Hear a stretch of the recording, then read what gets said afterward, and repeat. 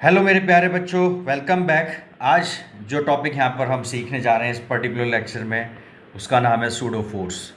तो pseudo force को अच्छे से समझने के लिए मेरे साथ इस वीडियो में लास्ट तक बने रहें और मेरे चैनल को ज़्यादा से ज़्यादा लाइक करें, शेयर करें और सब्सक्राइब करें। तो सूडो फोर्स समझने के लिए यहाँ पर मैं 3 दोस्तों की कहानी लेकर आपको समझाता हूँ।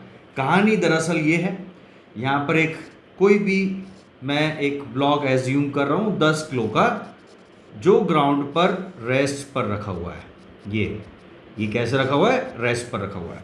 अब यहाँ पर 3 दोस्त हैं। पहला दोस्त गोलू। गोलू क्या है भाई? सड़क पे खड़ा हुआ है, रेस्ट पे, कुछ इस तरीके से, ठीक है, रेस्ट पर है ये। अब गोलू ने थोड़ी बहुत फिजिक्स सीखी, थोड़ा बहुत पढ़ाई की हुई है उसने। गोलू क्या करता है, इस ब्लॉक का एफबीडी बनाता है। अब एफबीडी बनाने के लिए वो सबसे पहले इस ब्लॉक पर कौन सा फोर्स ड्रॉ करेगा? वो ड्रॉ करेगा इसका वेट। वेट कितना लग रहा है इस पर? इसका 100 न्यूटन डाउनवर्ड डायरेक्शन में आएगा। अब कांटेक्ट फोर्स ड्रॉ करेगा। कांटेक्ट फोर्स इस पे किधर लगेगा? ऊपर की तरफ, जो कि नॉर्मल रिएक्शन होगा, ठीक है। तो ये मूव ऊपर नीचे तो कर नहीं सकता, अगर करेगा तो हॉरिजॉन्टल डायरेक्शन में करेगा। अब जब गोलू इसको देख रहा है तो गोलू रेस्ट पर है, तो ये ब्लॉक भी गोलू के रेस्पेक्ट में कैसे दिखेगा? रेस्ट पर दिखेगा। तो मतलब इसका एक्सेलरेशन गोलू के रेस्पेक्ट में कितना आ जाएगा? 0 आ जाएगा। अब वो न्यूटन सेकंड लॉ इस पर अप्लाई करता है हॉरिजॉन्टल डायरेक्शन में। तो न्यूटन सेकंड लॉ के हिसाब से क्या है भाई? जितने भी फोर्स हॉरिजॉन्टल डायरेक्शन में इस पर लग रहे हैं, वो किसके इक्वल होते हैं? मास of the body into acceleration of the body. किसके रेस्पेक्ट में? गोलू के रेस्पेक्ट में। तो आप देखिए हॉरिजॉन्टल डायरेक्शन में क्या इस ब्लॉक पर कोई भी फोर्स लग रहा है गोलू के हिसाब से? बिल्कुल नहीं लग रहा। तो 0, लेफ्ट राइट दोनों डायरेक्शन में फोर्स 0 है। वो किसके इक्वल होगा? मास बॉडी का 10 किलो और एक्सेलरेशन बॉडी का 0 गोलू के रेस्पेक्ट में। तो 0 इक्वल टू 0 आ गया। तो यहाँ आप देखिए बिल्कुल सही गोलू ने फिजिक्स पढ़ी है, जो भी पढ़ी है, लेफ्ट में और राइट में दोनों तरफ अपने को क्या मिला? 0 मिला। तो गणित के हिसाब से भी ये एकदम करेक्ट बात है। अब दूसरा दोस्त है इसका मोलू। अब मोलू भैया क्या कर रहे हैं? मोलू भैया एक जीप में खटारा सी वो कांस्टेंट स्पीड से मूव करते हुए जा रहे हैं और वो इसको यहाँ से ड्राइव कर रहे हैं खड़े होकर। उसमें सीट भी नहीं है। मैं मान लेता हूँ कि भाई मोलू की जो स्पीड है वो कितनी है? 10 मीटर पर सेकेंड। अब मोलू क्या करता है? इस ब्लॉक को ऑब्जर्व करता है भाई।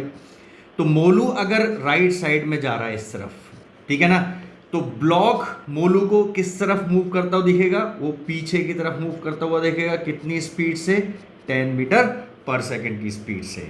तो मोलू भी थोड़ी फिजिक्स जानता है, वो इसका एफबीडी बनाता है ब्लॉक का।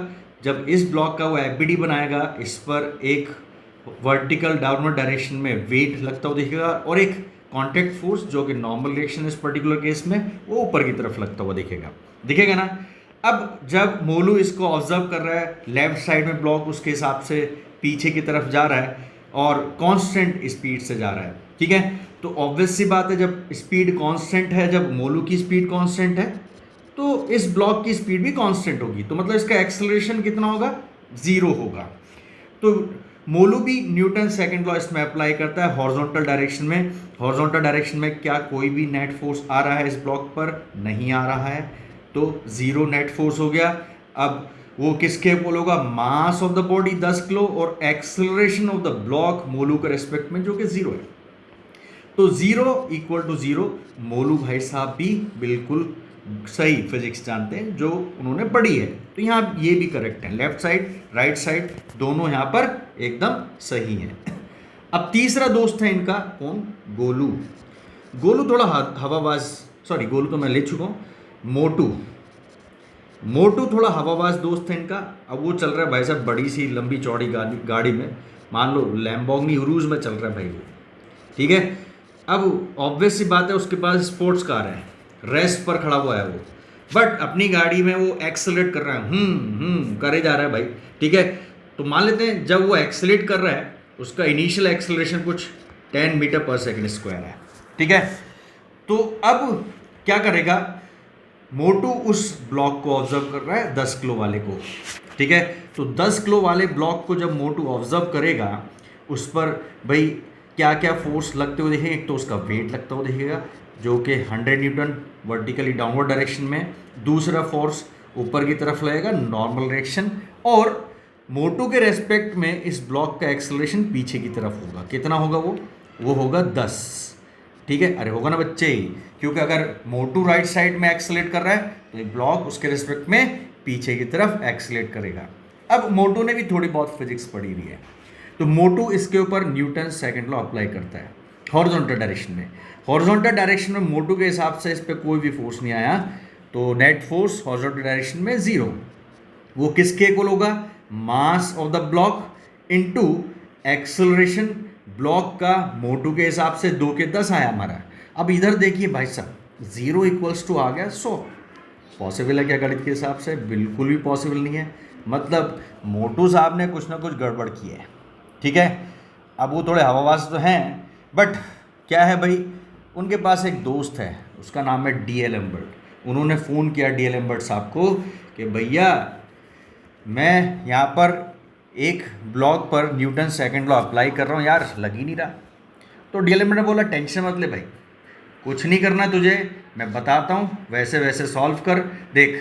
उसका एफ.बी.टी. दोबारा बना मेरे हिसाब से, उस पर वेट जो लग रहा है वो तो लगता ही रहेगा, नॉर्मल रिएक्शन ऊपर की तरफ लगता रहेगा, उस पर एक फोर्स और ऐड कर दे, ठीक है। उस पर एक फोर्स और ऐड कर दे और उस फोर्स की डायरेक्शन ले तू अपने एक्सेलेरेशन के अपोजिट। तो एक्सेलेरेशन कितना है तेरा? 10 राइट साइड में, तो डायरेक्शन ले ले पीछे की तरफ लेफ्ट साइड में, ठीक है। डायरेक्शन ड्रॉ कर दी मैंने पीले वाले वेक्टर से। अब उसका मैग्नीट्यूड लिख, डी.एल. एम्बर्ट साहब बता रहे हैं उसको। मैग्नीट्यूड क्या लिखेगा? मास ऑफ द ब्लॉक 10 किलो, ठीक है, और अपने एक्सेलरेशन से मल्टीप्लाई कर दे। मतलब क्या कर, उस फोर्स की वैल्यू क्या रहेगी जिस चीज़ को तू ऑब्जर्व कर रहा है, उसका मास और तेरा अपना एक्सेलरेशन, ठीक है। तो ये कितना आ जाएगा भाई? ये आ जाएगा 100 न्यूटन। क्या आ गया ये? 100 न्यूटन, ठीक है। अब लगा तू, अब लगा इस पे न्यूटन सेकंड लॉ। अब ऑब्वियस सी बात है, इस तरफ 10 मीटर पर सेकंड स्क्वायर के एक्सेलरेशन से क्या जा रहा है? मोटू के हिसाब से लेफ्ट साइड में जा रहा है, जा रहा है। तो मोटू साहब ने बोला चलो ठीक है, एक बार लगा के देख लेते भाई, तू बोल रहा है तो उसने बोला भाई नेट हॉरिजॉन्टल डायरेक्शन में जो फोर्स आ रहा है वो कितना आ रहा है अभी? 100 लेफ्ट साइड में, दिख रहा है ना आपको, ठीक है। और उसकी वैल्यू किसकी इक्वल होगी? मास ऑफ द ऑब्जेक्ट और acceleration of the object with respect to Motu जो कि 10 आया। तो 100 इक्वल्स टू क्या आ गया? ये 100। तो मतलब यहाँ पर डी.एल. एम्बर्ट साहब ने मोटू साहब की क्या कर दी? हेल्प करी और उनका एक बड़ा पजल सॉल्व कर दिया, ठीक है ना। अब ये तो सब कहानियाँ यहाँ पर समझाने की हैं, ठीक है। बेसिकली हुआ क्या है, पहले जो 2 फ्रेम है जिसमें गोलू और मोलू बैठे हुए हैं वो हैं इनर्शियल फ्रेम्स। कैसे फ्रेम है ये? इनर्शियल फ्रेम ऑफ रेफरेंस है। और जो मोटू है वो कैसे फ्रेम में है? That is non inertial frame, ठीक है।